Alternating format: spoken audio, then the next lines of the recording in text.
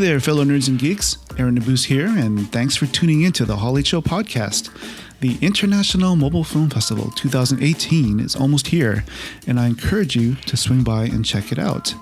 Taking place April 28th and 29th at the Marina Village Conference Center in San Diego, California, the purpose of this mobile film festival is not only to create interest and spark creativity in people of all ages with limited income or resources, but to actually inspire creative filmmakers to live to their potential and realize the opportunity to fulfill their dream. The International Mobile Film Festival is indeed for everyone around the world, no matter where you are from or how old or young you are.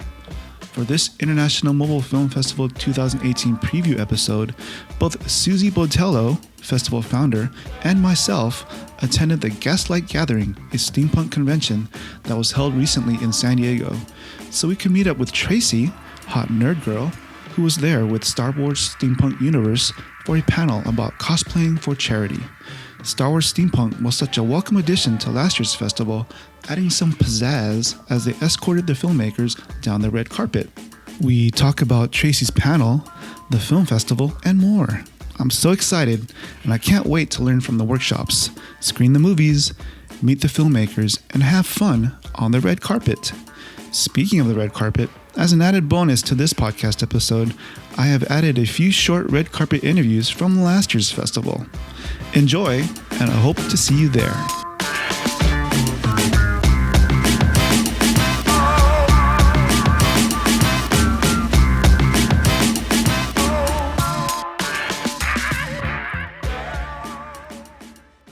Hey, fella. The nanny is outside. What do you cause? The sheep are outside. Hey, everybody. Welcome to the Hall H Show podcast. Take two. No, we're going with this one. We are at the Gaslight Gathering here in San Diego, Mission Valley, at the Handlery Hotel. And we're going to be talking about the International Mobile Film Festival. And I'm joined by the founder, Susy Botello. How are you doing, Susy? I am good. And if you listen to our preview podcast from last year, you will find that our next guest, Tracy, hot nerd girl, but today she's Sabe Sprocket. She was on that podcast, and she joins us here today. And we made a special trip out to this steampunk con so we could do the podcast with her. Welcome to the show, Tracy. Oh, you guys. That was very kind of you. Thank you very much. Yeah, and so we got the International Mobile Film Festival just a couple of weeks away. Yeah. Are you excited, Susie? I'm really excited. Where did the last year go? I know. I don't know. We're at this steampunk event. Did you mention that? I did. Yeah. So I'm punking right now. Yeah, April 28th and 29th. It's literally, 2 weeks away? Yeah, and where's the venue going to be at? Same place, right? Yeah, it will. For people who weren't there last year, that would be at the Marina Village Conference Center. Hopping to skip away from SeaWorld. Yeah, I think on another podcast I might have said that you can swim to SeaWorld from the venue. And I said... or fly your drone. Or hop on a boat. I'm on a boat. Oh, yeah, and we just caught Tracy after her panel, the cosplay panel. I guess before we go to the International Mobile Film Festival, maybe Tracy can sort of talk a little bit about that panel and why it's important to her. Well, I think people think that I'm a cosplayer, but I would not put myself in that category necessarily, mostly because all of my cosplay friends are so brilliant at making and creating their costumes. And I do not sew. I barely can put together a costume. I mostly assemble them. So my hat is off to people who I feel are true cosplayers. And, they cosplay at every convention. I mostly will cosplay for charity. So that's how I kind of get involved with the Star Wars Steampunk Universe and Sci-Fi Coalition. And instead of cosplay COSPLAY, we call it cosplay CAUSEPLAY. So it is cosplay for a cause, and we will often do panels at conventions in order to just promote that idea and get more people involved in doing charity work. Cool. It was an awesome panel, and we had maybe if you can, I recorded it, but if you can just maybe tell our audience who was on that panel. We had Poppy Appleton. She does a really amazing Ahsoka Tano cosplay for Star Wars Steampunk Universe. We had Chris, who portrays Dude Vader. A lot of people recognize him. He does a lot of charity work around, and he does that for Star Wars Steampunk Universe and for the Sci-Fi Coalition. I was on there. I do Sabe Sprocket for Star Wars Steampunk Universe, but then I also do a Batgirl for most of the Sci-Fi Coalition events. And then we had James and Noah, and they do Lando and Chance. Thank you. Need more caffeine. They do Lando and Chance. Or something else. Yeah. Well, yeah. I do have to drive later, guys. They do Lando and Chance Kronos for Star Wars Steampunk Universe. And then Treb, who does a Cog Bane, which is like Darth Bane from Star Wars, some of the animated series. Mm-hmm. So he was on there as well. Again, Star Wars. It was a Star Wars Steampunk Universe panel, so everybody does stuff for Star Wars Steampunk Universe. But then a lot of us also do Sci-Fi Coalition, San Diego Star Wars Society, and various different charitable support groups. It's not so much they themselves are not charities. They support local charities. So any charity who wants us to appear there is more than welcome to contact either of those organizations. And I think one thing I liked about that panel is that you brought up the importance of STEM. Mm-hmm. So you want to sort of maybe reiterate that part of the panel that you were talking about that? I mean, obviously technology is the wave of the future.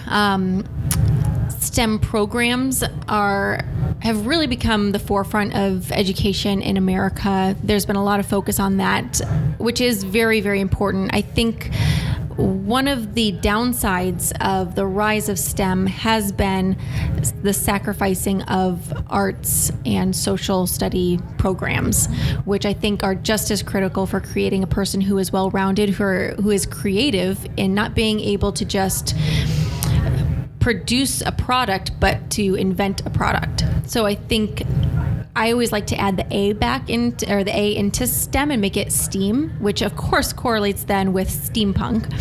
I think that having the science, the technology, the engineering, the arts, and the what's the M again? Mechanical. I don't know. Does it have to do with math or math? Thank you.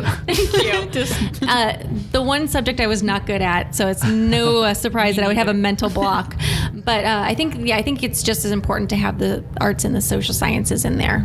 So, yeah. Cool. And speaking of technology, the technology in your mobile phone is good enough so that whatever movie you make on there is good enough to be on the big screen now, right, Susie? Yeah, and nice segue. Yeah, it's ideal. It's like you've done this before. Just been doing this all year, right? Yeah. Yeah, the great thing about having Tracy here too was that she was at our film festival last year as part of the Star Wars Steampunk Universe. Say that 5 times fast. I know, right? Maybe for $1 million. But she did that last year, and she was. It was great having you, Tracy, because you and your group really lit up the red carpet, and it was like an added price for the filmmakers to be escorted by you.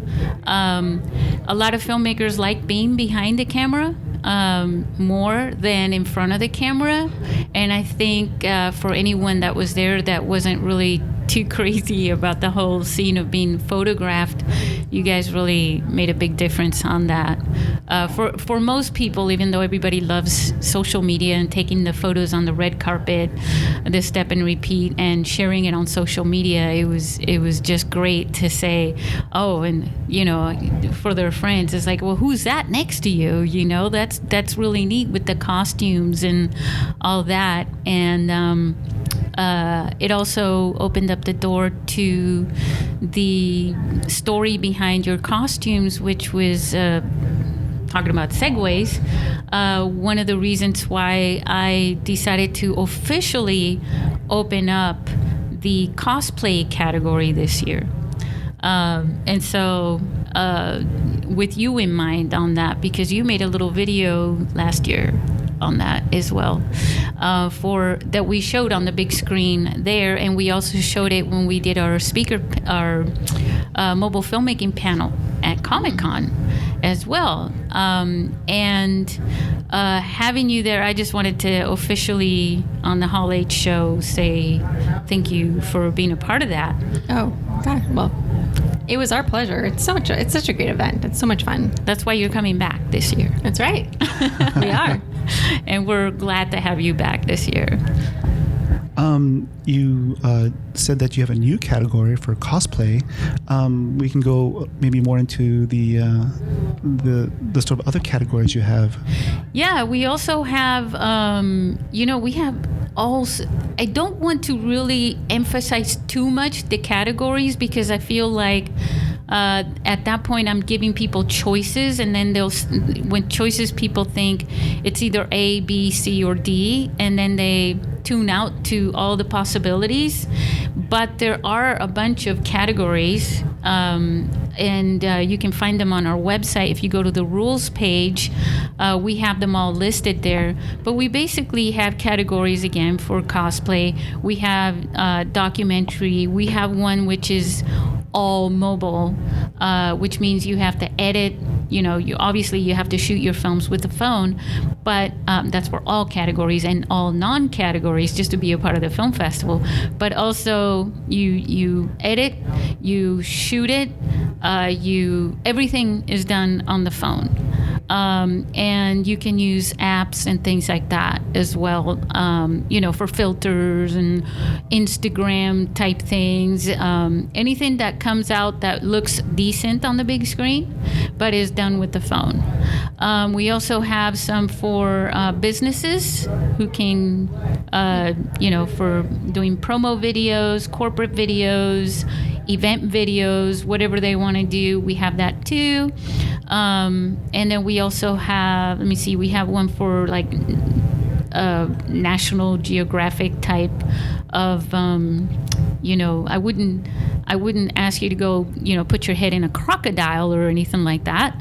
But, that kind of outdoor environmental type videos. You also have your community story. Yeah, and I was you were reading my mind. It must be those things in your ears. I guess so. Antennas. So yeah, we also have our community stories program, which I was telling Dude Vader, telling the dude about. The community stories program is I came up with this a long time, even before the first film festival. And that was that a lot of people wait for somebody else to share their story because they don't have the equipment, and they feel like they can't do that themselves. Well, I'm here to tell you that yes, you can. You have a phone, you shoot videos all the time, and you watch them all the time. And if you just do that and you just give it a shot, you'd be amazed at what you can do. And there's no one better than you to share your story. If you hire a production company, or if you're waiting for the news, if you have something happening and you're waiting for the news to come and shoot your story for you and produce it, you're going to have to explain your story to them. Because otherwise they're not going to be able to share your story and send your message right. So community stories is perfect for communities, being open to all communities. Cosplay is a community. Cultures, reggae. If you're into reggae, that's a culture, Punk is another culture, just anything. So that's another really great one. And we're going to feature one from Nigeria, from Africa, from one of the friends that we made in our podcast, as well, that we interviewed in our podcast anyways. Awesome. Looking forward to it. Yeah. We have, it's a 2-day event, and Saturday you have the panels and workshops, and you sort of get to meet the filmmakers. And I think something that I noticed here at Gaslight Gathering, with the steampunk group of cosplayers here, is that it's sort of like a close-knit community, right, Tracy? Absolutely. And I'm probably not the best person to talk about that because I'm not fully ingrained in the steampunk community, but I do obviously work with and am crewmates with people who are. And it is very close-knit. They do a lot of events together. They do a lot of picnics and gatherings and things like that. Which is one of the reasons why Chris, during our panel, brought up the idea of them participating more in the charitable community, because they are very close-knit and they do all these activities, but not a ton of charity work. So getting them more involved and... Cool. And one reason why I brought that up is because when I went to the International Mobile Film Festival last year, it seemed like all the filmmakers that were there were so open to sharing information. We're Facebook friends with a lot of them. And and most of them had never met each other before. That's what made it really unique. And what brings everybody together is the passion for sharing stories and being able to use their phones. And I think part of what gets people really excited about it is we didn't know we had an opportunity to do this until we started using our phone cameras, and to find a platform like the International Mobile Film Festival that says, yeah, do it, and we'll put your film on the big screen and we'll roll out the red carpet, and you get to come to America's finest city, right, in San Diego, and share that with each other.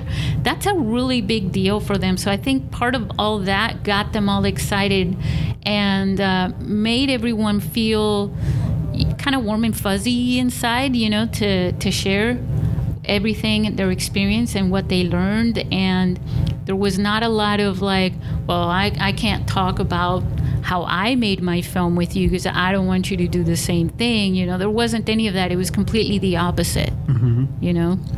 And so we have Tracy and the Star Wars Steampunk Universe crew coming on Sunday as our special guest. We have a special guest on Saturday. You want to sort of go into that a little bit?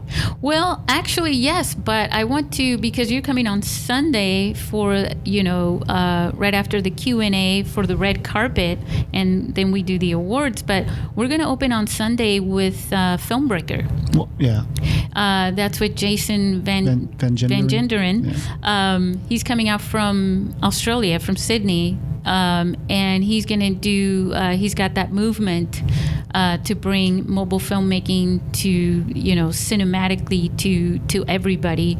And so I did want to point that out. That's another part of what we're going to do on Sunday. He's doing that lecture, and he's going to show people how to best, he also does instruction on mobile filmmaking. But then on Saturday, we're going to open up Saturday at 11 with a feature-length short film. It's 90-minute film, shot with, directed, and also the protagonist of that is Brian McLean. He's coming out from New York with that. It was all shot with one iPhone. A lot of people, you've heard of Steven Soderbergh. He used several phones, as his camera. This guy only used one for the entire thing. And he also worked with the Screen Actors Guild so he could get some Hollywood celebrities. And one of the celebrities that was in that film was, say it. I'll let Tracy take that. One Mr. Tim Russ, is that who you're referring to? Yes. Also known as our favorite Vulcan from Star Trek Voyager. Yes. On UPN. Yes. 1997 to 2004. So we have a fan. and unfortunately, Tracy won't be able to be there on Saturday, but I had asked her, I guess beforehand, if she had any questions for Mr. Russ. And I haven't even had a moment to think of one. I mostly just, the great thing about Tim Russ, because I have followed his career post Star Trek, is he is such a maker. He's not going to just sit on his Star Trek laurels, but he embraces his Star Trek past, and he was in Star Trek before Voyager. He had been in one of the movies, so he has taken his time there and expanded the universe, not always officially, but very creatively and in ways that do honor to the genre and to the franchise, in my opinion. Maybe Paramount doesn't think as much, but I think so. So he's always making things. He's always bringing in people and giving them work. And I know one of the people that he works with often is Manu Intriami, who is also on Voyager. He was Icheb. And I've known Manu since 2002. When he asked for my phone number at a Star Trek convention. But I think anybody who is constantly trying to create art is good in my book. So I would just love to pick his brain a little bit, as far as, like, how does he navigate that world and the fandom, and how does he obviously embraces it, and the fans, I think, have really embraced him, but navigating between the fandom and the powers that be, I think, would be my main question for him. Cool. And what other... It's very long-winded. I'm sorry. It's all good. Need more caffeine. No, actually, I would like to say, that I commend him for coming to our film festival, because, there are going to be other Hollywood celebrities, like Steven Soderbergh would be someone that everybody knows, a very common name, and I couldn't imagine him coming to a mobile film festival. I could imagine him taking his movie to Sundance or something like that, because it has more, prestige. But here is Tim Russ supporting this filmmaker who shot his phone with an iPhone, who really wanted to have that film in our film festival.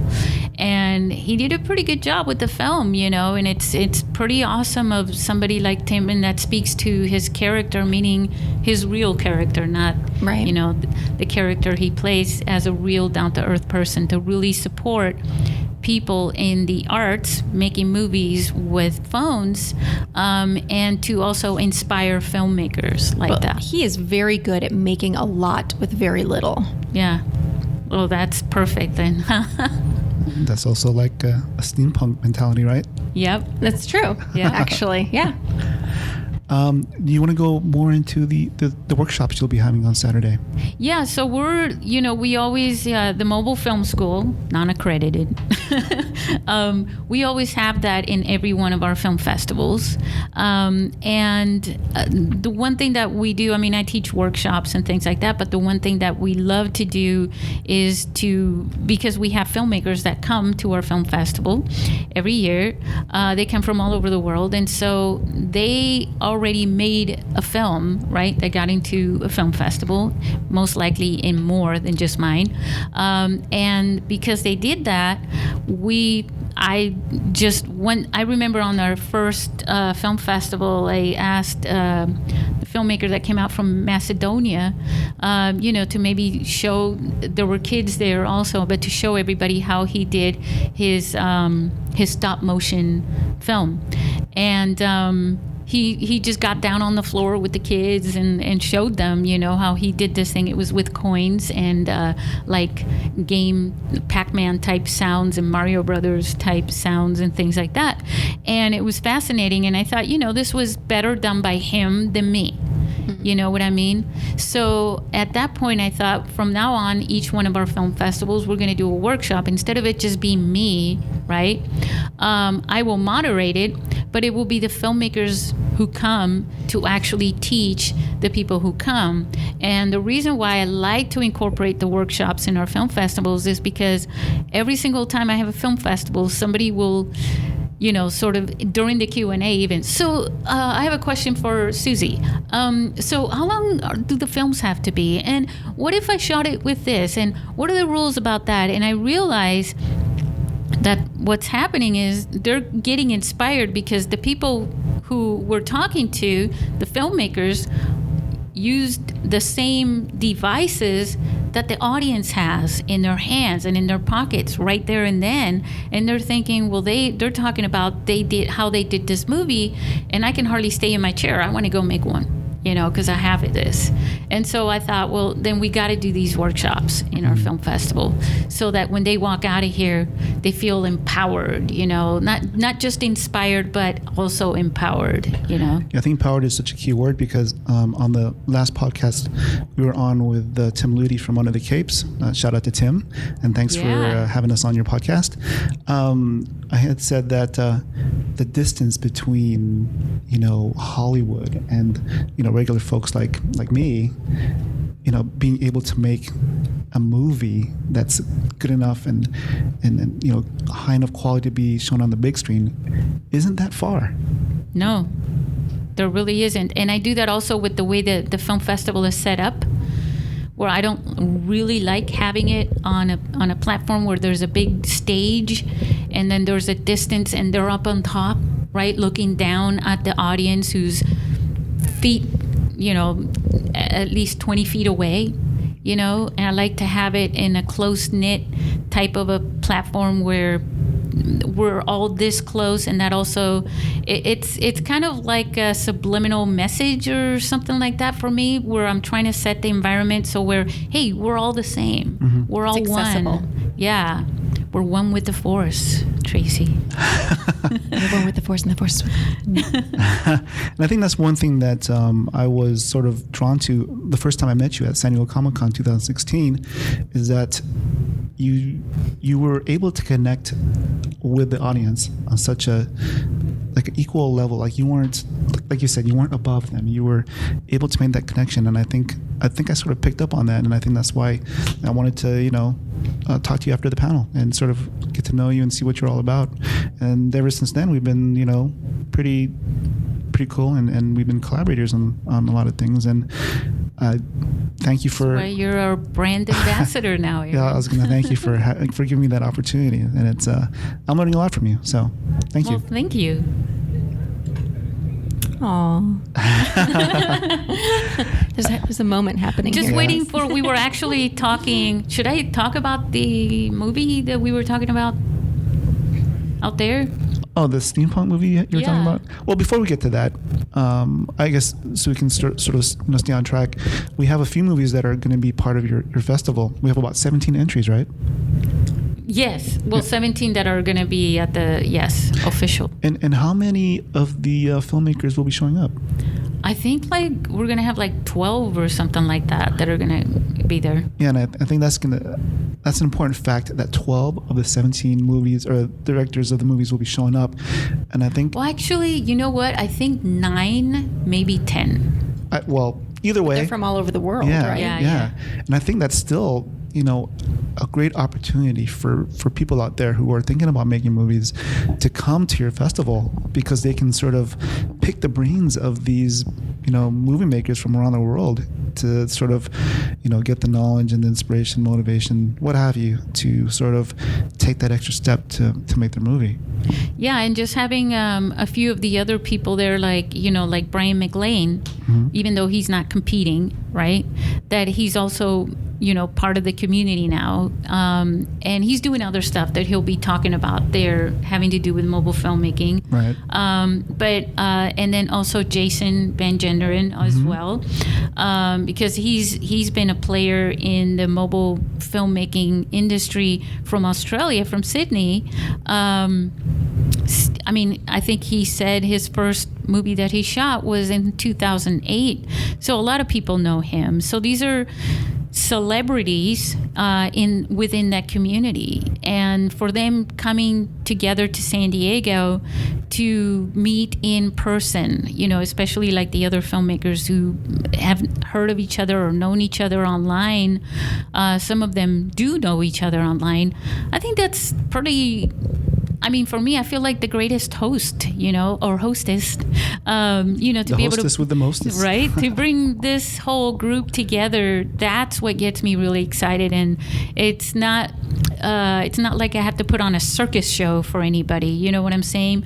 Because their own presence, being around each other and getting to share everything, I feel like I'm more of a facilitator, in that, in making and giving them the space, the platform, and the opportunity to connect and to show. We did a tech rehearsal with our sponsors, Neil and Jana Halford from Swords of Circuitry Studios.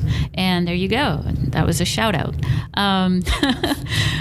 We did a tech rehearsal with them, and it's going to sound great. It's going to look great. Got to play a couple of the films. We played the trailer also. And so giving everybody that platform is amazing. And them coming together, it's almost like, the long lost family that you didn't know you had. And then getting together. And I mean, when they leave, thanks to social media, everybody will stay connected like what happened last year. And you have a few returning participants, right? Yes. So we have Miranda Mullings, who was 11 years old last year. And she's 12 years old now. Imagine that. You turn a year older every year. I mean, I know math so good, but I know. even I can do that one. I'm just showing off here. So I had to show off. So Miranda, she made another movie this year. And then we also have Brian Hennings coming back from Australia, from Perth. And he made another terrific film. And we have another one that you didn't meet last year, Prakash Gandhi. He's coming. He was in our film festival in 2015, and he lives in Texas. People think, oh, he's coming from India. Well, he goes to India a lot, but he actually lives in Austin in Texas. But his film was shot in Italy, so people are pretty universal in this. And that's another category that we don't officially have, that people can submit videos, or travel videos. There's a lot of vloggers out there that do travels, and they do travel videos, so that's another one. But yeah, there's a few repeats coming back. And somebody Who did I miss? Also, somebody that just recently, well, she's not in it, but she just recently celebrated her birthday, right? Oh, Mickey. Yeah, well, Mickey's actually Lulu Films, actually sponsoring it. That's right. As well this year. And believe it or not, she actually sponsored 2016 as well. But she also made another movie. It's a comedy. And we're going to be sharing that. And hopefully everything with her will, her health and everything will be great, and she'll be able to come out on Sunday. She just turned 35? She just turned 38 I know, backwards. 38 backwards is. So she turned 83. It's amazing. Happy belated birthday to her. Made another. So there's really no excuse, whether you're 11, 6, 5, 4, 3, or 83. Now, since you have that new cosplay category, I know that Tracy turned in a movie last year as sort of a promo, like a trailer for last year's festival. Maybe Tracy, can you sort of talk to us about that process and how it was for you making that movie? It was a great deal of fun. I had to wrangle everybody, which is like herding cats, but I did manage to get most of them up. We were at an event called Iron Horse last year, and for whatever reason, it all came together that 99% of us were going to be at the same place at the same time. So we got in a lot of pictures and, promotional things for the following, things that will last us for years to come. And I took that as an opportunity to gather as many of my crewmates as I possibly could. If you don't know Iron Horse, it's an old railway museum, perfect for a steampunk event. Yeah, it was. So they happen to have this barn with all these old engines in it. And so I kind of gathered the troops and took them all up there, and had the boyfriend of our official photographer, Kansas Johnson, so that she could be in it as well. I used the tool that you gave me. Yep, Susie. That was a stabilizer. Oh, okay. Yep. And I said, okay, let's all pose. We're going to do, at the time, what was it called? It was where everybody would freeze and they would take the everybody camera was around. Doing that. It was viral. Everybody was showing all those videos. There was a name for it. I can't recall. Mannequinning? Mannequin type. Yeah, I think you're right. I think you're going in the right direction. It's just like these trends. They come and they go so fast. And obviously I'm so trendy, you guys. Mannequin challenge. I think that's what it was. Yes. So I said, you know what? Trying to get everybody to do anything more than this is going to be very difficult. So let's do the mannequin challenge. So we all kind of arranged ourselves up on these engines in various poses. Some of them were kind of a battle type pose. And Kansas's boyfriend Rob went through and just sort of glided around. And sometimes he was kind of swooping in and out and around and over and under. And it just turned out to be kind of a really cool effect. And then we did a, welcome to the International Mobile Film Festival shout out at the end there. But then I edited that entire thing just in iMovie Did you do it on the phone? I did it all on the phone. That's awesome. Yeah. I used iMovie. I downloaded, because Chris was not, I think he had already left, already changed out or something like that. And so in an effort to kind of get him involved, and also so I didn't have to pay rights for any music, I did kind of a Darth Vader breathing. Oh, yeah. That's right. Yeah.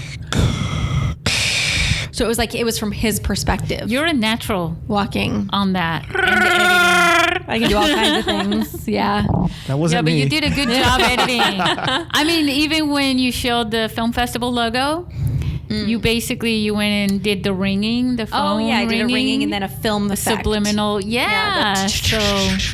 Yeah. Very creative. Well, sometimes. Yeah, no. I can throw it awesome. out there. But yeah, I did it all on my phone, all in iMovie. And I know there was a little bit of I think I was trying to email to you and it wasn't a big enough Well, file. yeah, I mean, it was just like, yeah. That was a learning the phones experience do that. for me. I think at first you tried to text it to me. I think the first time. And then I was like, no, that's not working. It's like 5 megabytes or something like that. I'm like, that's going to look really crappy. And then I felt bad because of the compression thing that was going on. And you thought you deleted it off the phone or something. I can't remember. But either way, we made it. We made it work. And you ended up giving me the full version. So I always have issues with Dropbox. I don't know if anybody else has those issues. I can never get Dropbox to work for me. Huh. Yeah, me neither. People have tried sending me things to Dropbox, and I'm like, I'm not trying to be difficult, but there's another one that I like, WeTransfer. Yeah, that one's way easier. Yeah. It's like maybe 1, that was 2, what we 3. ended up doing was Probably. WeTransfer. Yeah. Maybe that's it. And since we are at a steampunk convention, prior to the podcast, Susy had some ideas for a movie based on steampunk. Oh, yeah, that. I guess we can sort of segue back to that. You want to go into that a little bit? Yeah, I was mesmerized by, like when I see cosplayers, right? It's most of the time it's their costume that sometimes they make. I don't really believe you have to learn how to sew to be a cosplayer. I am proof that you do not have to learn how to sew to be a cosplayer. Most definitely. But it's about the gear. You have your gun. You have your. They made you. Yeah. They checked it in, make sure no one was going to confuse her toy gun for especially my lightsaber. I'm really glad they checked that in. Yeah, right? Because you never know. Lightsabers might be real. But anyways, all the accessories are more like accessories for your cosplay character. And what I noticed here in Steampunk was it was like a museum. You have complete artifacts, right? From things that I don't even know where some of these things are found, but they put them together to create things with effects and mechanical things.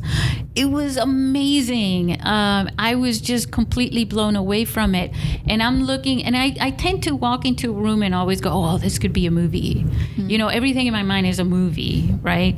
And so I was talking to Erin and I said, I can see the possibility, and I don't think it's been done before, but you could make a movie out of this world, which is timeless, right? Oh, yeah. And have, all the actors, right?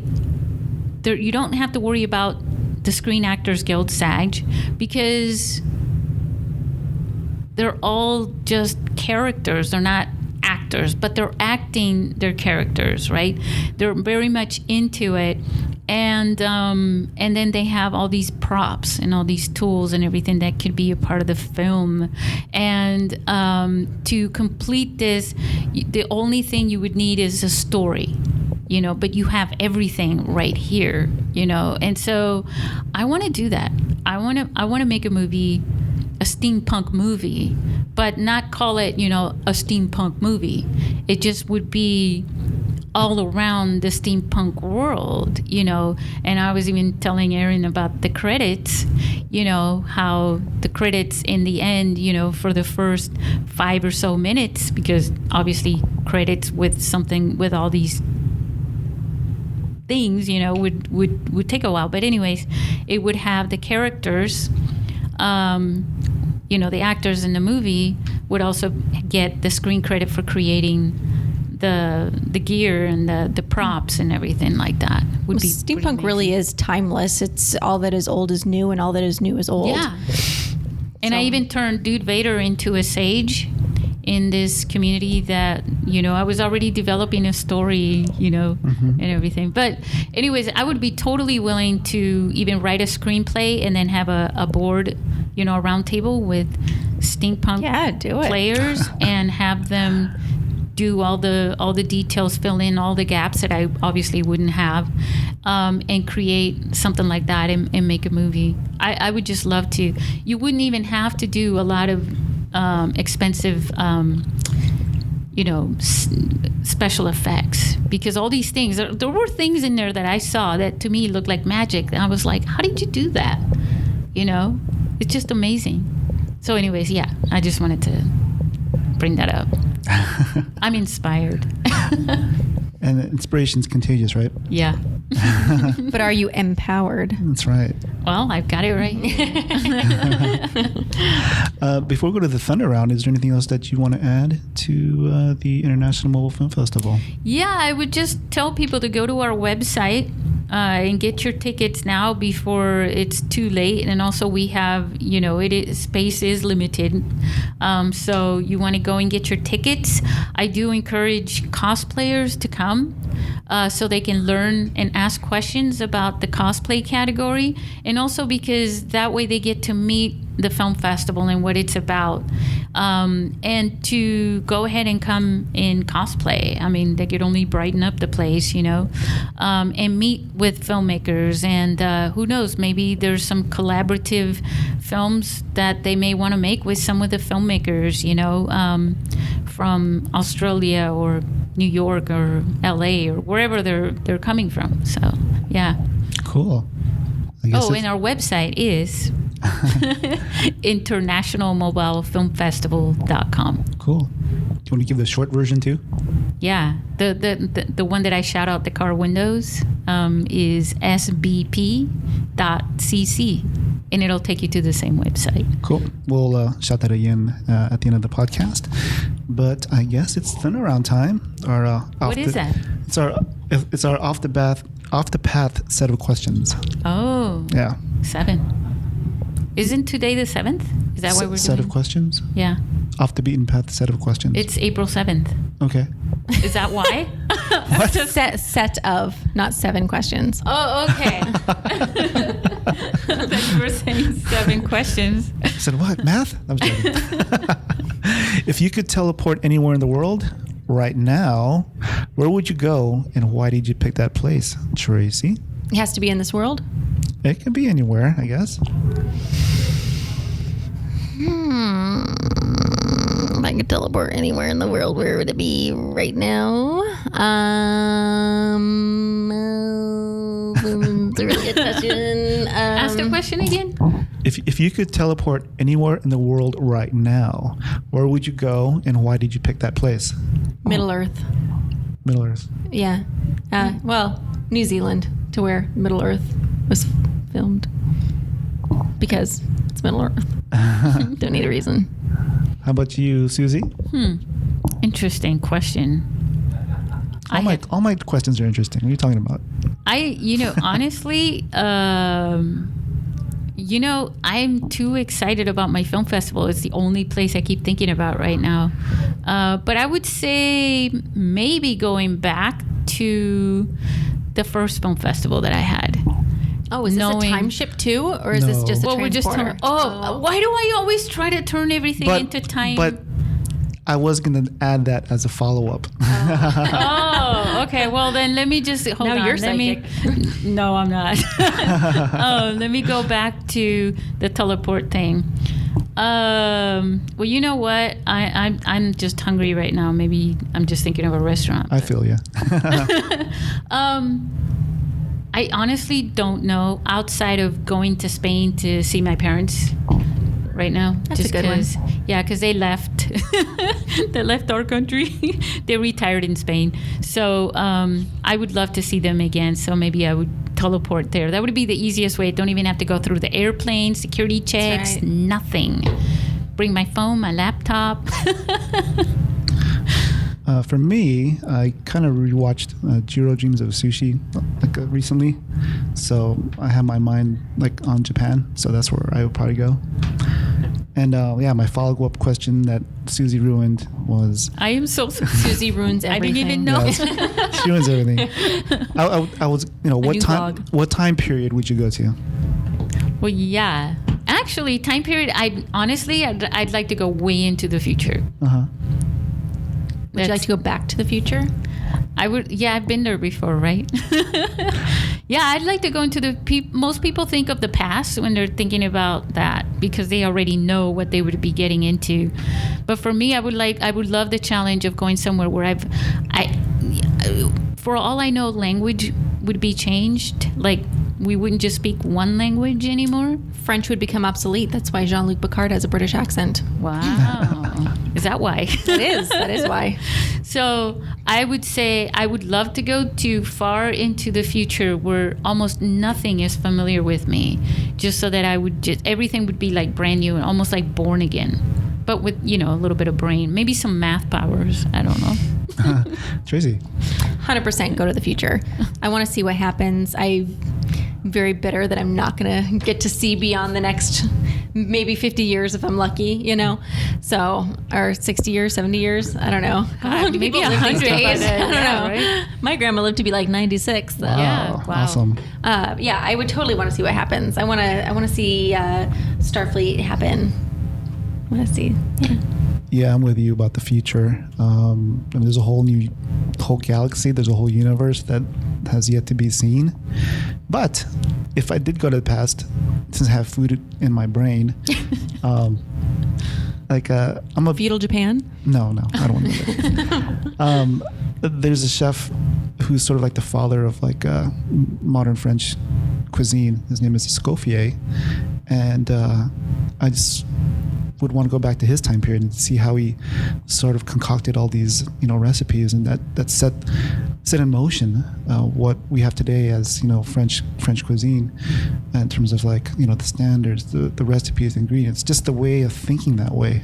I just find it fascinating. So a pizza in 1950 would taste different with the same exact ingredients today, just because even the water has changed over time. Sure. I mean, there's some pizzerias out there who only get tomatoes from a certain part of Italy. Oh, we were talking about that. So,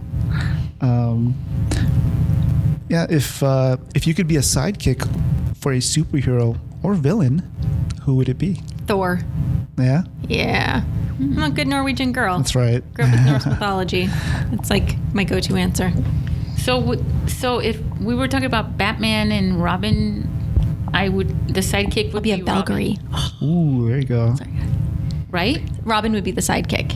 But what if I don't want to be the sidekick? What if I want to be the sidekicker?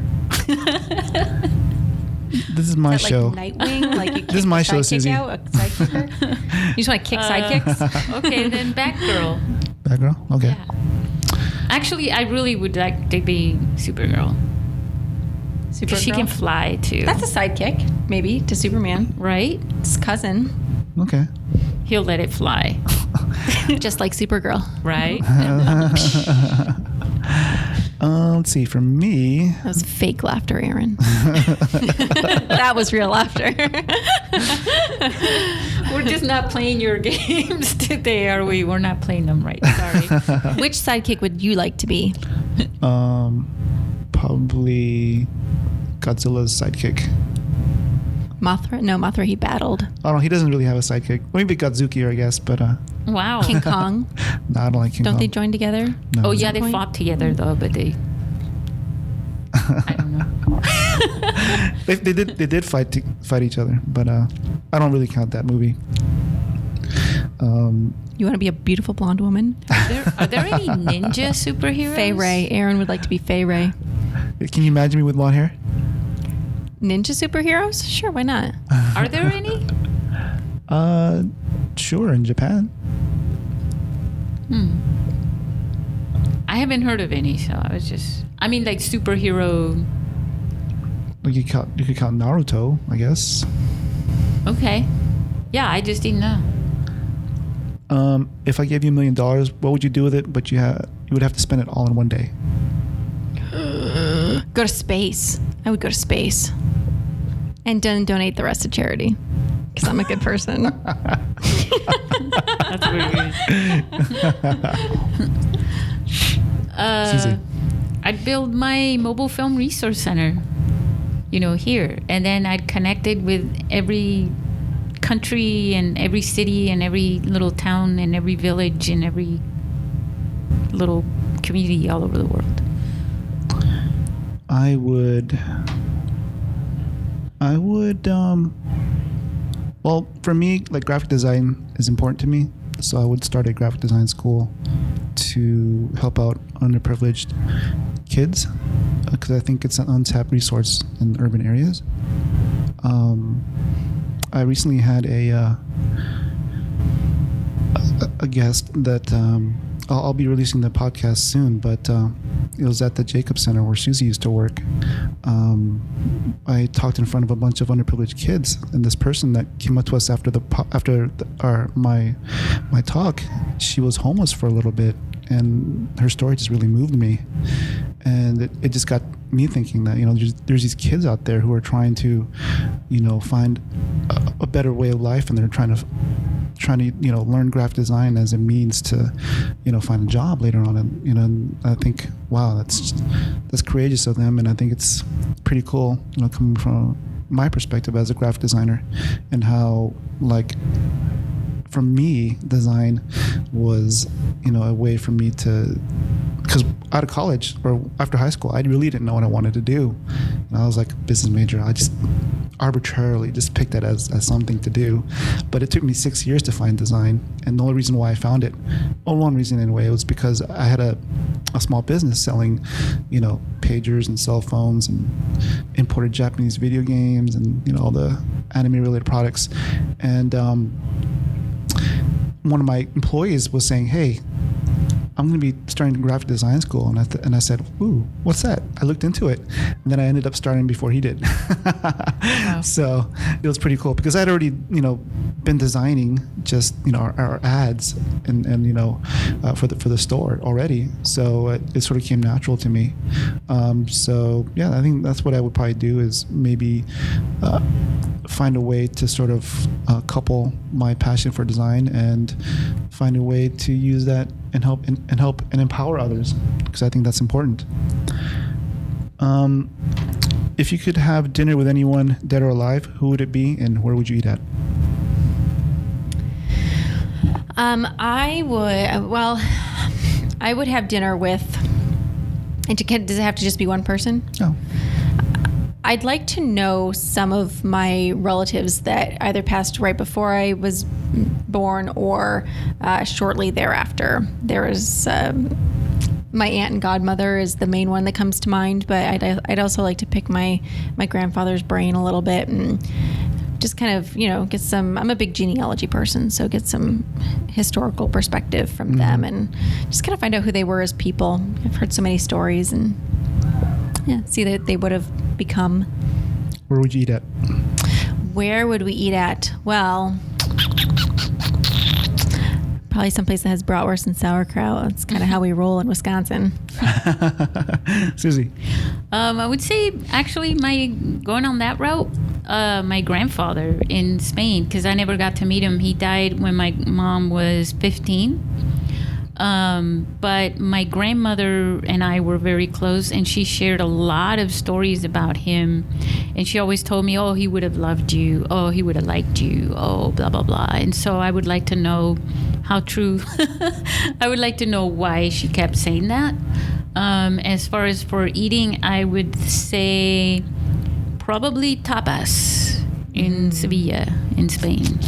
Just because apparently he liked that kind of culture a lot, so.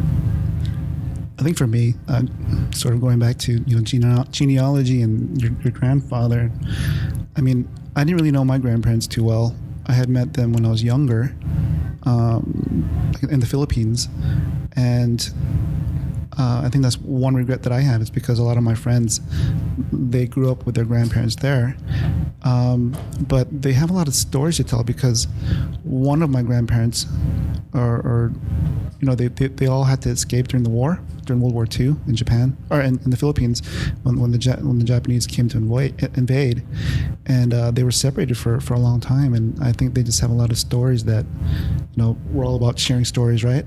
They were separated from each other, your grandparents They were separate. Oh, they were separate for a while, and so not only that, but my great grandfather was tied. They tied him to a tree, and they bayoneted him like several times. Oh, I read that about you. But he survived.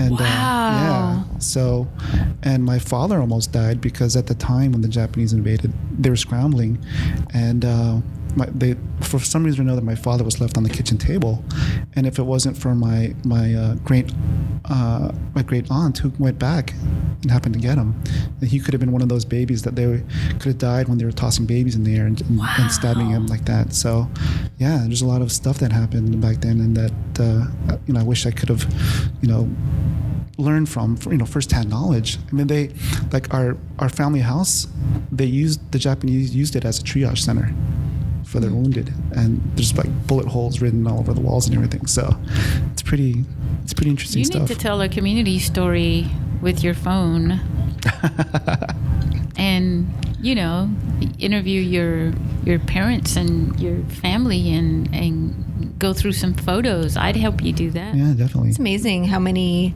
stories there are that are out there that people don't know. I have a friend who survived the killing fields in Cambodia.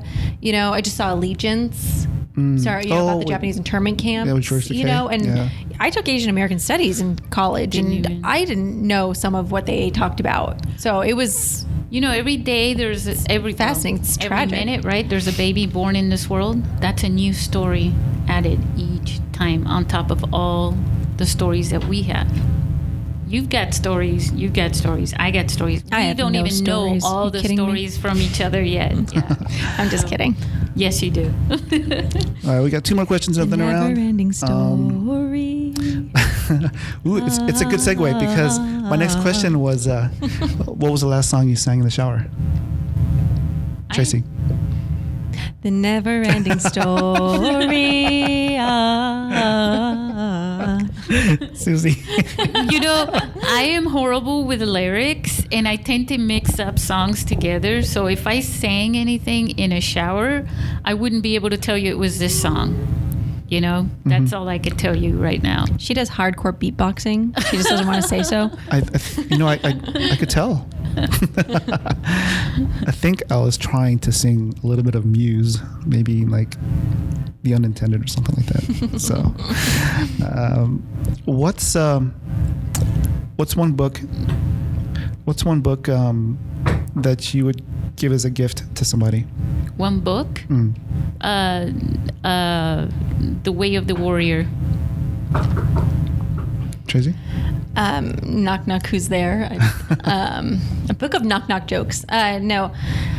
Oh, a book, a single book. I read a lot of books. It's like trying to choose children. I don't know. I think that there's books that a book that encourages empathy, I think, in others, whether that's something that's age appropriate. So whether that's something maybe like The Giving Tree for a kid, or Island of the Blue Dolphins, or Number the Stars, maybe for like a preteen. up into any number of books for adult. There's so many different books, I think, that encourage people to be better human beings, and I think it would be something along those lines, because taste is such a subjective thing for there to be one book for all people. But if you can have a little bit of a conversation with somebody and kind of determine what might affect them most. Have you ever read The Way of the Warrior? I don't think I have. Have you? I don't think so. I recommend it. The Wing of the Warrior? But you should not buy this book. What happened to his other wing? The Way. Oh, The Way of the Warrior. Yes. Thank you. Now I don't feel so silly. I mean, it'd be way cooler if he had wings, but... Were they buffalo wings? In his mind, he's thinking about buffalo wings because he's hungry. What? No, Anyway, that's a good book. You should read it. The Way of the Warrior. And if anybody out there is listening and knows what book this is, go to a used bookstore, maybe for $0.25 or something, and buy the book and give it to Erin or Tracy. I think one book that I would give as a gift is, I guess I'm still on the whole food thing, is Jacques Pépin's The Apprentice. For some of you who watch, public TV, Jacques Pépin was famous for being on TV with Julia Child. So he has an interesting story, being at an early age, working for, the Prime Minister of France. So, and all the way, and making his travel all the way to the United States is such an awesome story. So I recommend that book and that's a book that I would give as a gift for sure. I guess we'll start wrapping up the show. Where can people find you guys online? Where can they find Tracy? Oh, God, where can't they find me? I think I even joined that new Vero thing, but I haven't done anything with it. Yeah, I just wanted to be one of the first million people so that I wouldn't have to pay for it ever. So on Facebook, it's Hot Nerd Girl. On the Instagrams, it's Hot Nerd Girl Official. But if you punch in Hot Nerd Girl, the person who had that recently just gave it to me. So it'll redirect you to my main Instagram. Nice. How long did that take? Years. Oh, yeah? And then on the Twitters, it's hot_nerd_girl. I own the trademark. You'd think I'd be able to get the domains. Well, yeah, anyways. but online it's a whole... Yeah. On the Pinterests, it's Hot Nerd Girl. And then, of course, hotnerdgirl.com. You have a Pinterest. Finally found somebody else. I thought like 14,000 followers on there. I'm like, okay. It's like, why not? Like, I just pin random stuff. Yeah. Makes sense. internationalmobilefilmfestival.com is probably the best way because it's all there. All our social media. If you scroll down to the bottom, there's like a whole section of it. Mobile Film Festival with no E on mobile, MOBIL, for Facebook, and Mobile Film SD on Instagram, and then on Twitter we have a few. Mobile Film SD, Mobile Film Fest with no E, MOBIL Film Fest. Don't make a mistake and put the other one because it'll go far away from San Diego to France. I guess that's a story for another podcast. Right? Or maybe not even at all. And then the other one, what else? Or you can just follow me on Twitter, Susy Botello, SUSY. BOTEL. And you want to give the date and the venue information again? April 28th and 29th, coming up in 5 minutes. And the times are 11 on Saturday, and that's when we open till 9, and then 9 in the evening, and then 11:30 on Sunday until 8 p.m. I guess you can find me on hallh.com or iTunes or Spotify. So Hall H Show podcast. And thanks for listening. Talk to you later. Bye. Thank you. Hey everybody, Aaron here again. And as I mentioned earlier, I did record some red carpet interviews at last year's International Mobile Film Festival. I had the pleasure of speaking with Claudinho Andres Gomez from Chile, Mickey Harrison, Anthony Delacruz, Lizette Benray, Miranda Mullings, Richard Tews, all from the United States, Brian Hennings from Australia, Ari Tyros from Canada, and he ended up winning second place at the festival, and Maite Richter from Germany. I had so much fun talking to them on a red carpet. And if you watch the video version of these interviews, which is on our YouTube channel, or the blog post for this podcast, it's pretty cool because you see Star Wars Steampunk Universe in the background, and also as they're escorting the filmmakers. It was such a fun event, and I encourage you to check it out. So please enjoy. How you doing, Claudinho?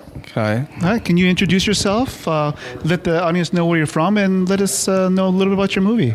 Oh, my name is Claudinho Andres Gomes. I'm from Chile, but my name Claudinho is because I lived in Brazil for 14 years, so the guys call me as if I was a Brazilian guy. Like Ronaldinho? Like Ronaldinho? Yeah, yeah, something like that. Yeah. Okay, well, this short film I made last year, it was a kind of experimental film, more in the way I did, because originally I didn't expect to make a smartphone film video, but it was very good because the opinions of people, my classmates, my teachers and the film school, and many people in Chile, it was very good. So I decided to take the risk to send some festivals the short film that is an experimental story about a guy that is trapped inside his room with a kind of agoraphobia after having lost their family in the Twin Towers. But it's a film about liberation through spirituality too. It's very interesting, and I'm happy to stay here and having been selected to this film festival. Do you have any advice for people who are thinking of taking the plunge and making movies on their smartphone? That well, today is the great opportunity to make to have at hand some affordable devices to make films, and I believe that everybody have stories to tell, everybody have a life to express something, and this is the time. Maybe some years ago we don't have these opportunities, but now it is just to they have to want to tell a story, right, and to face the challenge to make these films. Just awesome. Just that. Cool. Do you have any plans for another movie?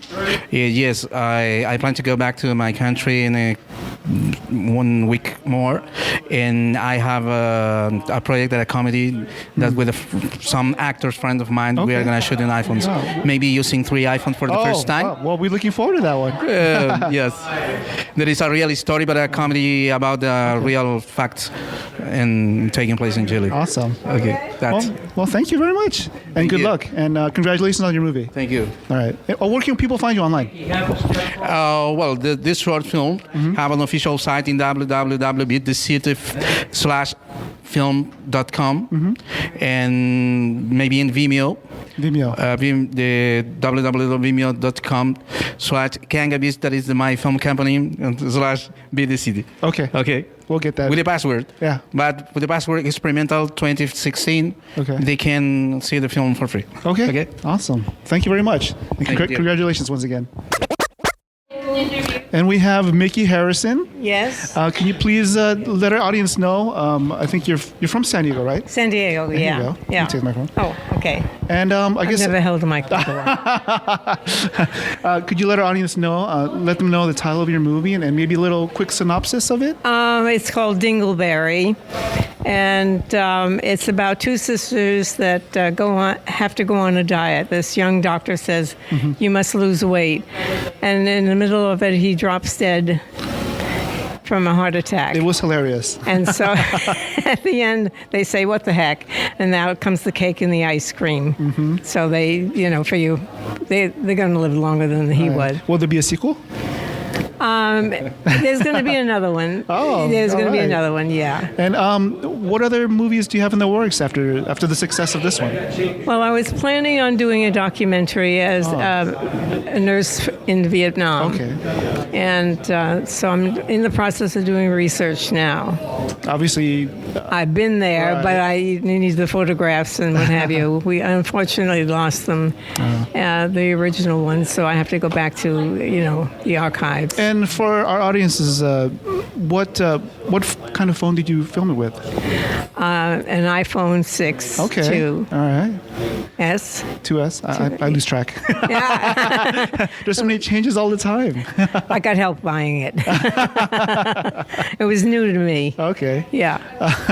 Do you have any advice for anybody who's thinking about taking the plunge and making their own movies on a smartphone?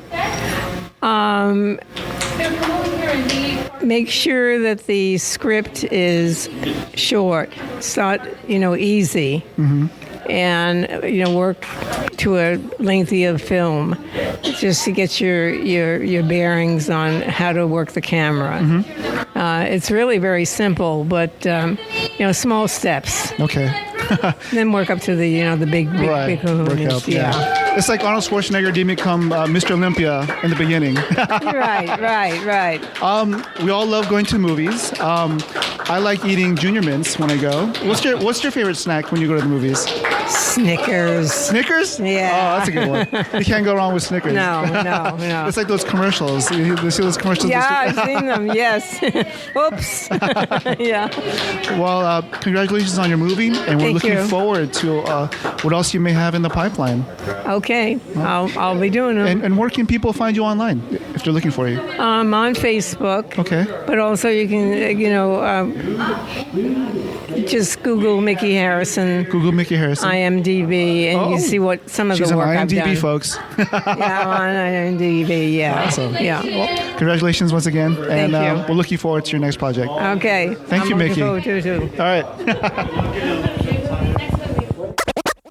Hey, who do we have here? It's Mr. Anthony Dela Cruz. Hi. How you doing? I'm very well. Congratulations on your movie. Thank you. Thank you. Can you please let our audience know the name and give us a quick synopsis of what it's about? Well, the name is called the film is called Take 5, and it is my daughter is walking in and out with her film, so it's kind of exciting. It is a psychological drama, which stars the lovely and talented lead actress over here. If I can have her step over. Blind guy here. I'm going to have Lizette step in front of you over here, senor. This is the lead actress, Lizette Ben Ray. Hi. And this is... Yes. Okay. There we go. So basically, let's see here. What does the poster say? Sometimes we need a little time to ourselves, Yes. plural. Just kind of referring to the voices in our head. That's right. But turned out great. Yeah. How long did it take for you to come up with that idea? And how long did it take for you to finish shooting? Well, what's interesting is that it took, I think, to come up with the idea, it only took I don't know how to explain it, maybe, a couple days maybe, because what happened was it was inspired by another story, and then my mind started going crazy, like, no, let's do this, let's make it about an actress, and we don't know that she's doing this. And to shoot it, it could have been done in one day. However, because of the small cameras, I missed a few things that I didn't see were in the shot. So we went back, and it only took like 3 to 4 hours on each average shoot. It's not very long. And how do you guys know each other? Well, we met here last year, and I had a film in this festival, and Anthony told me about his script. And I found it absolutely fascinating, to the point that when he sent it to me, I sent him the audition without even asking, hoping that I would get the role, because I thought that it was just so interesting to play it and to play those moments that happen to actresses when they go through kind of a rejection, and then they go to the bathroom, and then they talk to their voices, and they talk to themselves, and then they put themselves together. Awesome. Yeah. Do you have any advice for people who are thinking of making their own movies on the smartphone? The only advice I really have is, like Michael Jordan says, just do it. Get started. There's so much to learn. For one thing, learn your device. If you know what your device can do, you can get the best out of it. But after that, it's like the more you do, the better you get. The more you learn about the little idiosyncrasies that happen with your phone, and the further you get down the road. So just get started, keep going, get going. And do you have any projects in the future that you can tell us about? Well, I do have many projects because I'm an actor and a composer and such, but by way of smartphone, I do have 2 films in the works, which Lizette will be part of as well. Awesome. Well, we're looking forward to that one. Yeah, the cool part about this is that because Lizette, it all rhymes. Lizette. To Lizette to quit. She's a legitimate actress here in San Diego, and by her actually lending her talent and skills to this film, it's kind of opening the door for other actors locally to start participating. That's good to hear. That's good to hear. Yes. I'm looking forward to see what our next effort is with more actors involved. And for our audience's, knowledge on what kind of phone you used, can you let them know what kind of phone you used? Yeah, I used an LG V10. It's kind of advanced. There's already now an LG V20, but it does so many things that, and it looks like our time is up here, but it does so many things that on its own, minimizing your app usage. But you can always use iPhone and add a lot of apps to it. Well, congratulations on your movie, and we're looking forward to what you guys have next. Thank you. Thank you so much. All right. Thanks for having me. Thank you. This is our escort. It is Dude Vader. Super cool. Okay. Hi. There you go, Miranda. And we have Miranda Mullings with us. Congratulations on your movie. Thank you. Can you let the audience know, I guess, where you're from, the name of the movie, and what it's about? Wait, what was the first one? Let our audience know the name of the movie and briefly what it's about. Okay, so the name of my movie is called The Bullying Problem. It is about, bullying. And it has a problem mostly with deaf and hard of hearing kids, where they get bullied in school and they feel like they can't be normal, and they have these things called hearing aids or cochlears, which help them be normal. And some kids bully them about it because the old people wear them to hear, and yeah. What was the biggest challenge of making your movie? The biggest challenge in making movies is being able to move the Barbie just every single movement. It was a stop action sequence. It was pretty cool. And how have your friends reacted to your movie? Well, none of my friends seen the movie. I don't have friends. I do have cousins though, and they're really supportive of me. They're named Aspen and Taylor, and they're the ones who really encouraged me to make the film. Okay. And I heard earlier that you guys are thinking about making a horror movie together? Yeah, so horror movie this summer. That'll be interesting to watch. And do you have any advice for anybody who's thinking about making the movie on a smartphone?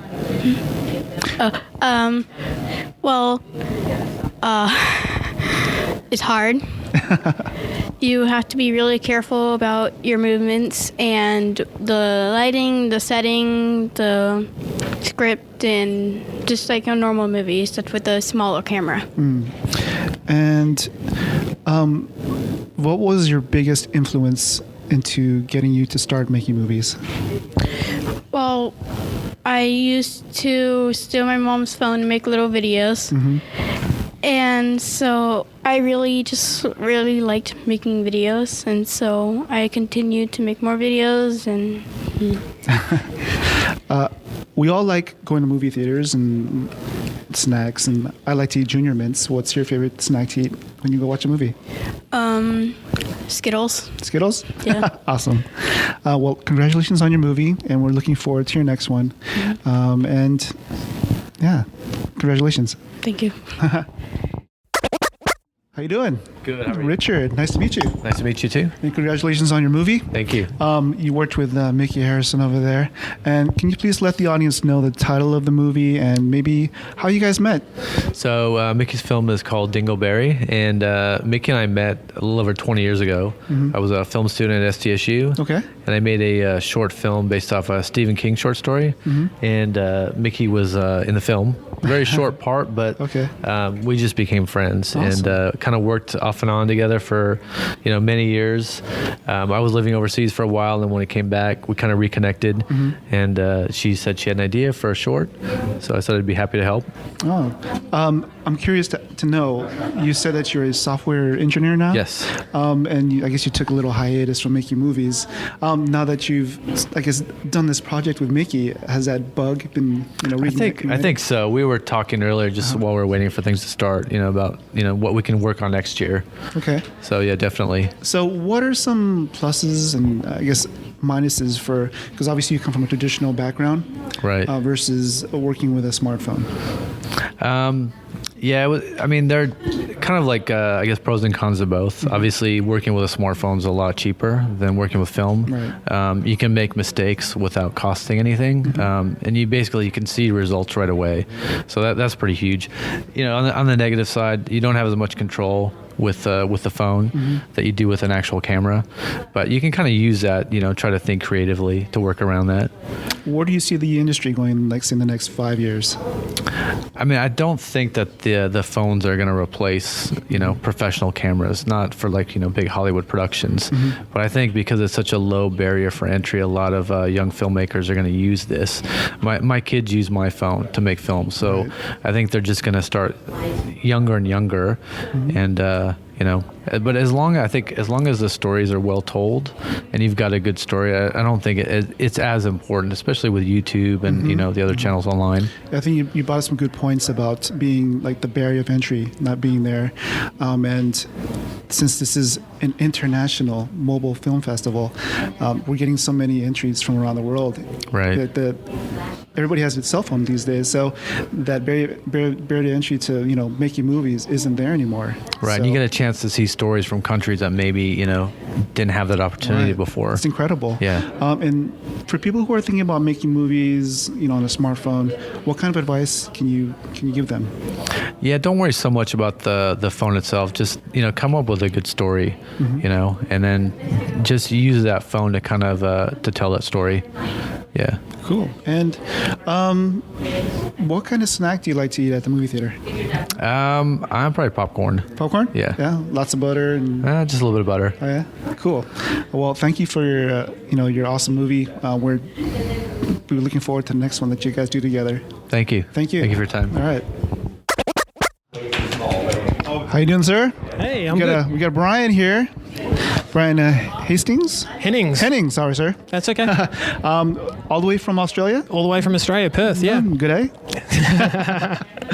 Can you please let our audience know a little bit about your movie title, a little synopsis, just to, Sure. The movie is called Express. It's a little film, it's kind of a dramatic film where, it's a momentary encounter between a guy and a girl on a train platform at night that has a massive repercussion on both of their lives. So, hopefully people liked it. I think so. Yeah. I think it was well received. Yeah, I know. I've had a lot of people approach me after the screening last night to say that it kind of resonated with them and it kind of stuck with them a little bit afterwards, which is kind of what we were going for with it. Although the subject matter is pretty stark and startling. Yeah. It's one of those things, like I said, it's the idea that just snatched moments with people can have an ongoing impact on your life. And the fact that, sometimes in life you'll think back across the way that you acted in a certain moment and how it might have changed someone else's life. What kind of smartphone did you film it with? We filmed it on a Samsung S7 Galaxy or Galaxy F7, I guess. I have one of those. Yeah. I can make a movie. Yeah, absolutely. Yeah, they're really good cameras to work on. And interestingly for us, we did camera tests with both the iPhones and the Samsung. And you said you used Filmic, right? Filmic Pro, yeah. Okay. Yeah, we used that for shooting. We used HitFilm for the editing process along with DaVinci Resolve. So, it was a really interesting experience to use a smartphone and to work out how to do that cinematically. And what's your background? My background, I kind of came into this game as a writer. Okay. So, you know, I started writing shorts and things like that, and then quickly worked out that no one's lining up to make films. So that means you have to move into the production side of things. Okay. Unusually, I'm almost exclusively non-technical in this game. So, you know, we bring in people who are good at their job to do the things. So we had a cinematographer on this one, James Corker, who's a guy from Perth in West Australia who's really, really good. His first experience using a smartphone to film, and it worked out really, really well. Cool. And what are your plans for your next film on a smartphone? We've been talking about that. We actually had a discussion with our production crew before I came over for this. We've got something planned that's going to be a little bit tricky to pull off. We don't want to talk about it too much, but it's going to be, we're going to be trying to use smartphone filming in a way that we haven't seen before, and to see if we can pull that off technically. All right, you got me curious now. Yeah, I'm putting that out there because I really want the team to actually do it now that I've said it. You know. Speaking of team, exactly how many people are on your team right now? So for this production, we had about 10 people all up working on it. So that's from the two actors that were in it. We had Lydia Brisboe, the director of it, was with us. James, who shot it, and then we had the post-production team of editors, sound people, and a great composer that gave the track that gave that so much emotion into that film as well. For somebody who's thinking about taking the plunge and making their own movie on a smartphone, what's one piece of advice that you can give them? Think about the story first. I have to say that. I'm a writer. Exactly. But think about the story because while you can film almost anything, what's going to make the difference is if you're telling an engaging story, and then shoot it well. But if you get a great story, it doesn't really matter how good the shooting is. Great shooting's better, but as long as you're engaging people want to see it. And then with the smartphone stuff, it's play around with it. Everyone's got a smartphone. Just work out how to use it, how to shoot things. Cool. Well, congratulations once again on your movie, and we're looking forward to your next project. Excellent. Thank you. All right. Here you go. Yeah. Congratulations on your movie, Ari. Tyro. Ari. We got Ari Tyros right here, all the way from Toronto, Canada. Can you please let our audience know a little bit about your movie, the name, and how you came up with the idea? Sure. So how I became a movie theater murderer. Sorry, what was the question? I got one. Let us know the name of the title of the movie. Yeah, so that's the title. How you came up with the idea? Okay, I came up with the idea because I was in a theater and the shooting in Colorado had just happened at the Dark Knight screening. And there was a group of teenagers in the theater, and they were throwing stuff, and they were exiting and entering and throwing stuff like from the back past me in front.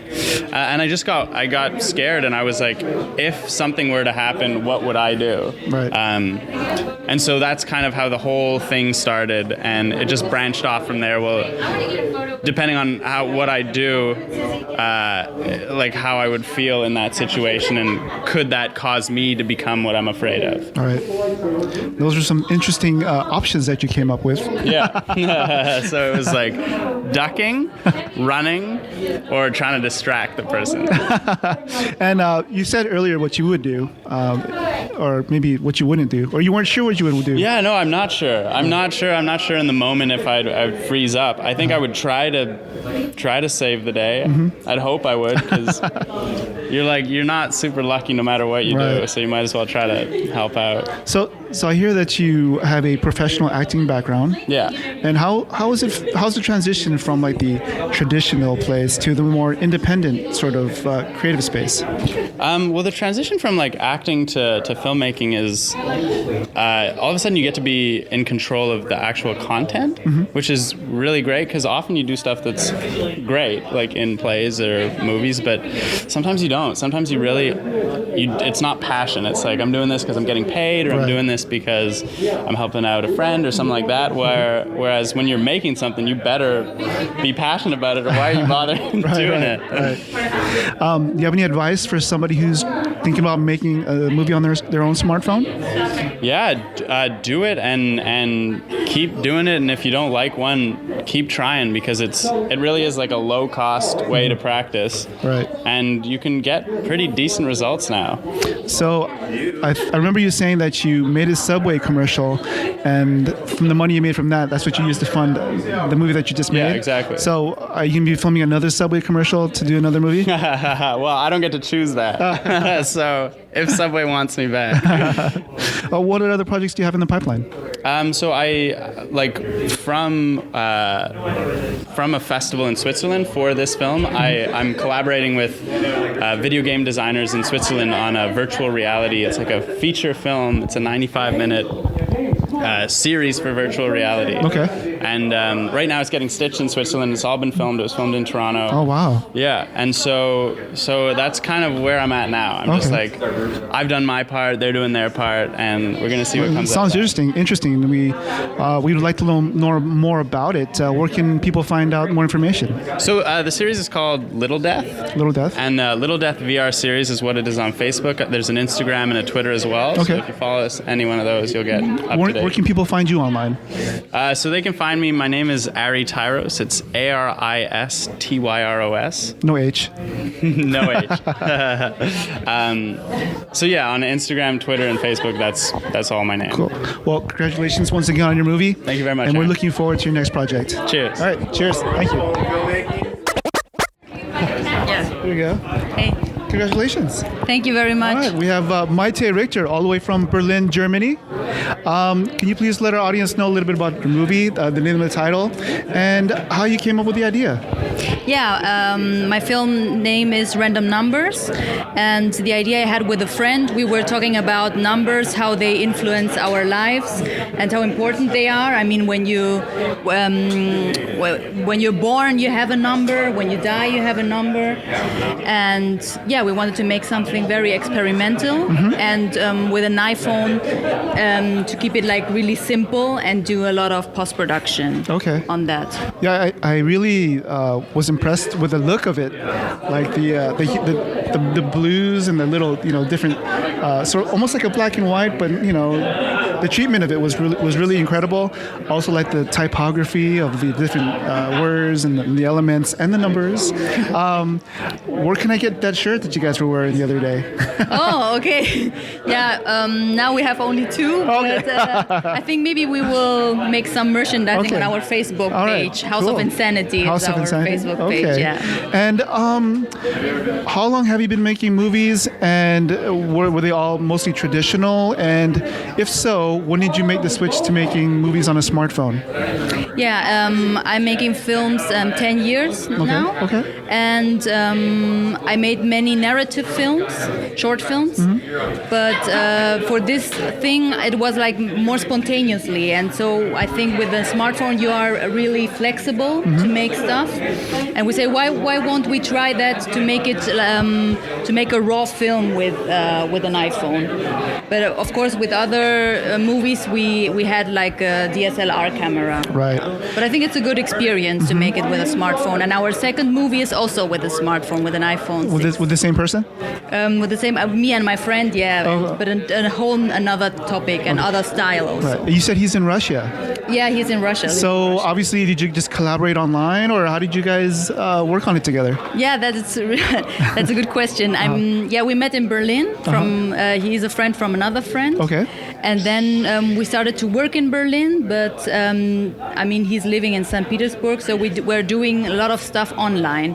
And so we were putting stuff with WeTransfer and Skyping. So it was a collaboration, also far distance collaboration. And from the initial planning to the production, how long did it take? Well, the production, only the shooting was like only 20 minutes. Okay. But the whole post-production, because we were always talking and we're saying what is the best style to edit it, with which music can we take, with all that stuff, it took many, many weeks because we were always talking. And we were working also on other projects. Okay. So all the time that he was in Berlin, we were editing or long distance communication. Obviously, you said that it only took 20 minutes to film the production shots. Yeah. And what kind of software did you use for post-production?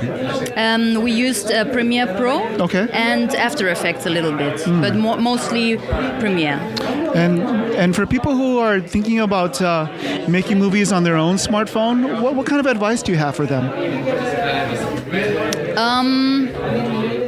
I think it's not bad to use gadgets and to use like the tripod of the smartphone. Okay. And I think those tools are really useful, and you can really make your picture look with more depth of field and stuff like that.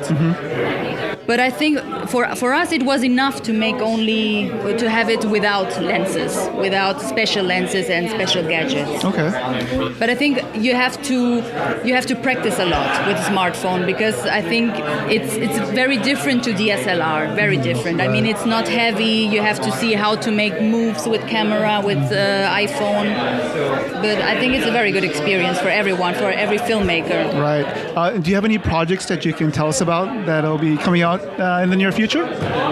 Well, I just shoot one with my friend, another smartphone film. Okay. It's called Forbidden Fruits. Okay. And it's about how we are talking about morality, what are we taught from our parents, everything.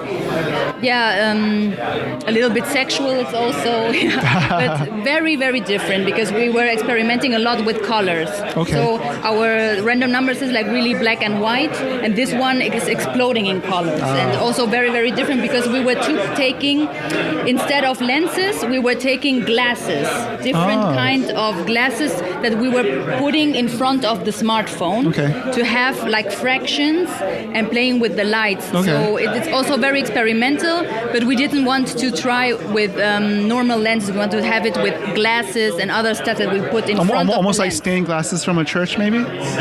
Yeah, something like that. Okay. We were experimenting with different kind of thickness of glasses. Oh wow, that's interesting. So when will we be able to watch that one? It is now on the short film corner. It will take place in Cannes. Okay. Now in May we are flying to Cannes. Oh wow. And after that we will submit to other festivals, and then we will make it online. But first, submitting it into festivals. Well, that's awesome news. And congratulations on that. Thank you very much. Where can people find out more about you and keep in touch with what you're working on? Yeah, it's our production is called House of Insanity, and you can see it on Facebook. And we have also Vimeo channel where you can see some teasers and what else we are doing. Okay. I know that you're visiting from Germany, and how many more days do you have left here in California? In California until 6th of May. Okay, well. When is my birthday, actually. Oh, wow, really? Well, happy early birthday. Well, I hope you can at least try an In-N-Out burger before you leave. Yeah. I like yesterday I tried enchiladas, Mexican food. Okay. It's really awesome. I really like the food here in San Diego. Awesome. Well, we hopefully you come back sometime in the near future. Yeah, I would like to. And congratulations on your movie. Thank you very much. All right, thank you. Thank you. All right.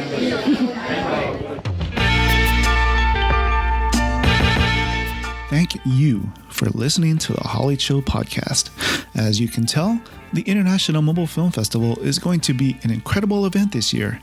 I appreciate both Susy and Tracy for taking the time out of their busy schedules to come on the show and talk about it. If you have a story that you've been itching to share, using your smartphone to make a movie about it is fun and far easier to do than you think.